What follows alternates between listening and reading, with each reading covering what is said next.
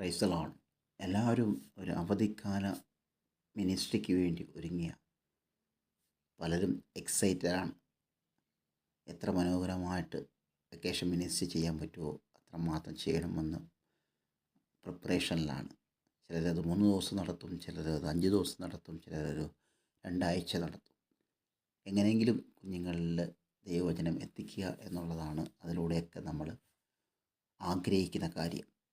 ഈ കാലഘട്ടത്തിൽ എന്തുകൊണ്ടാണ് കുട്ടികളുടെ ശുശ്രൂഷ എന്നുള്ള ചിന്തയിൽ 1-2 കാര്യങ്ങൾ നിങ്ങൾക്ക് പറഞ്ഞു തരണമെന്ന് ഞാൻ ആഗ്രഹിക്കുന്നു. എന്തിനാണ് ഇത്രയും ഹാർഡ് വർക്ക് ചെയ്ത് കുഞ്ഞുങ്ങളിലേക്ക് ഈ ഒരു വചനം പകർന്നു കൊടുക്കുന്നത്?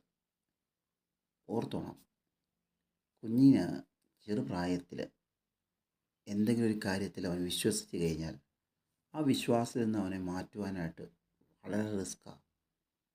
കാരണം ചെറുപ്രായത്തിൽ അവരെന്ത് വിശ്വസിക്കുന്നോ അവരതേപോലെ അത് ഉൾക്കൊള്ളും.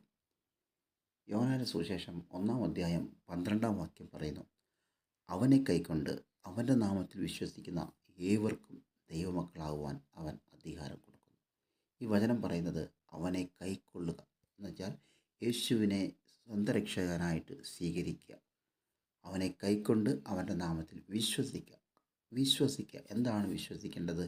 യേശു എൻ്റെ പാപത്തിന് വേണ്ടിയാണ് മരിച്ച് അടക്കപ്പെട്ട് ഉയർത്തെഴുന്നേറ്റത് എന്ന് ഏതൊരു വ്യക്തി വിശ്വസിക്കുന്നോ അവർക്ക് ദൈവമക്കളാകുവാൻ ദൈവം അവസരം നൽകി കൊടുക്കുന്നു. അപ്പം ഇവിടെ പറഞ്ഞിരിക്കുന്ന ഒരു വാക്കുണ്ട്, ഏവർക്കും എന്നുള്ള വാക്ക്. അവനെ കൈക്കൊണ്ട് അവൻ്റെ നാമത്തിൽ വിശ്വസിക്കുന്ന ഏവർക്കും. ഈ ഏവർക്കും എന്നുള്ള വാക്കിനകത്ത് ബൈബിളിൽ ഒരു സ്ഥലത്ത് പോലും പ്രായപരിധി പറഞ്ഞിട്ടില്ല.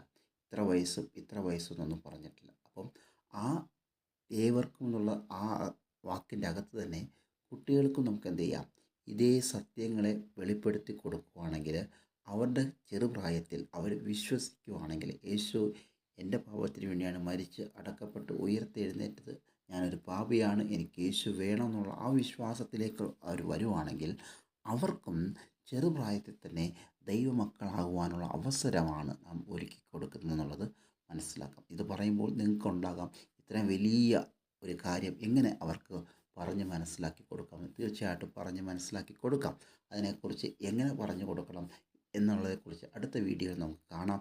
എന്നാൽ ഒരു കാര്യത്തിൽ നിങ്ങൾ മറന്നു പോകരുത്, യേശു ക്രിസ്തുവിനെ വിശ്വസിച്ച് കഴിഞ്ഞാൽ അവർക്കും ദൈവമക്കളാകുവാനായിട്ട് കഴിയും എന്നുള്ളത്. അതുകൊണ്ട് നമ്മുടെ മുമ്പിൽ കടന്നു വരുന്ന കുഞ്ഞുങ്ങളെ അങ്ങനെയുള്ള മക്കളാക്കി മാറ്റുവാൻ ഈ വെക്കേഷൻ മിനിസ്ട്രി നമുക്കെല്ലാവർക്കും ചെയ്യാം. ദൈവം നമ്മളെ അനുഗ്രഹിക്കട്ടെ.